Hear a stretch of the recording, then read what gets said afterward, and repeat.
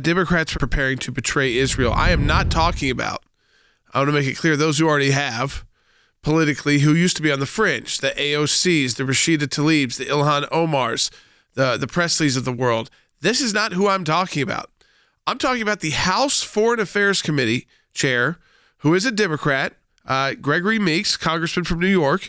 He got elected to the position in December of 2020, so he's fairly new to the position. But here's a headline. Back when he was chosen for this position and elected to the position as chair of the House Foreign Affairs Committee, this is from a pro-Israel, it's called Times of Israel newspaper. And it said, pro-Israel Democrat Gregory Meeks voted chair of key House Foreign Affairs panel. He has voted in favor of military aid for Israel. He's been voted against the boycott, divestment, and sanctions movement. He had support from AIPAC, but he also had support from the more liberal J Street. So again, he was someone who was just seen as a supporter of Israel. So he got the House Foreign Affairs Committee seat. On May 10th, Hamas begins firing rockets into Israel. And this is what the House Foreign Affairs Committee tweets. I think it's a great tweet, especially coming from a Democrat chair. Chairman Gregory Meeks, Hamas attacks into Israel are terrorism. Plain and simple. It must stop immediately. Okay, that was on May 10th.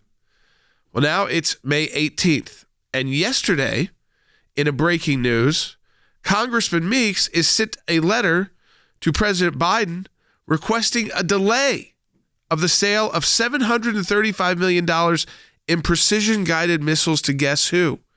Israel, in the middle of a conflict. 7 days ago, he was calling Israel as being attacked by terrorists.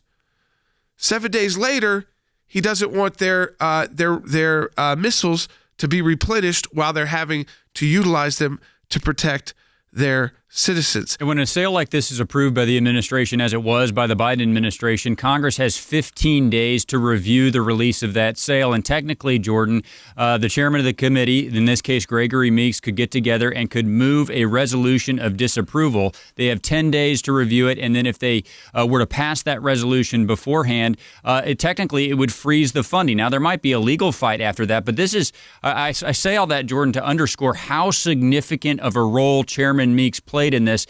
And I will tell you, you know this, Jordan, but we went to great lengths to highlight this statement from Chairman Meeks because of how significant his role in this. He has a very significant role. So his about face is significant. And Jordan, I would tell you this, when I boil all of this down, here's the conclusion I draw.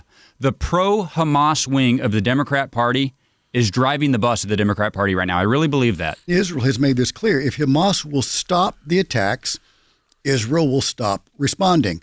They have refused to stop attacking innocent civilians in Israel, and so the fight goes on. What this indicates, Jordan, is how far left some members of the Democratic Party in Congress have gone, and how that moderate Democrats like Meeks are more and more being held captive by the far left, or they are intimidated into acquiescence. And the thing that I find so striking about some of this craziness coming out of people like AOC and some of the others, they are enamored. They are actually enamored with terrorist groups. And what they show is a lack of logic and of critical thinking if you really examine what's going on in Israel and with the Palestinian Authority and all of that. If they really, really cared about the Palestinian people, do you know who they would be condemning? They would be condemning Hamas. There is here an imminent betrayal of Israel on the part of the United States. I am very scared that is what's going to happen here, Jordan. I think that there is a lot of what happened, as you said, in a week to change Gregory Meeks' mind. In a week, he's saying, first of all, that Hamas's attacks into Israel are terrorism, it's got to stop. And then 7 days later, he says, well, we need to think about the $735 million arms sale, and we need to review the sale. What is there to review? Hamas is attacking Israel. Tell me what the provocation was. There was no provocation whatsoever. Again, I would say that we are not following the same tactics of the prior administration. The president has reinstated humanitarian assistance and security assistance to the Palestinians. That's something that was stopped back in 2018, and we felt was not a constructive action by the prior administration. Aside from putting forward a peace proposal that was dead on arrival, we don't think they did anything constructive, really, to bring an end to the long-standing conflict in the Middle East. So, first, Rick, I want to get to, hey, we gave them aid and security assistance, and look what they've done. They've started a conflict. Let's be very clear, Jordan. We should start and remind and finish every single interview from here to eternity on the fact that Jen Psaki just admitted that they have a different policy, a fundamentally different policy, 180-degree difference than the Trump administration when it comes to the Middle East. Now, what does that mean? I'm all for presidents having new policies, trying new and different things.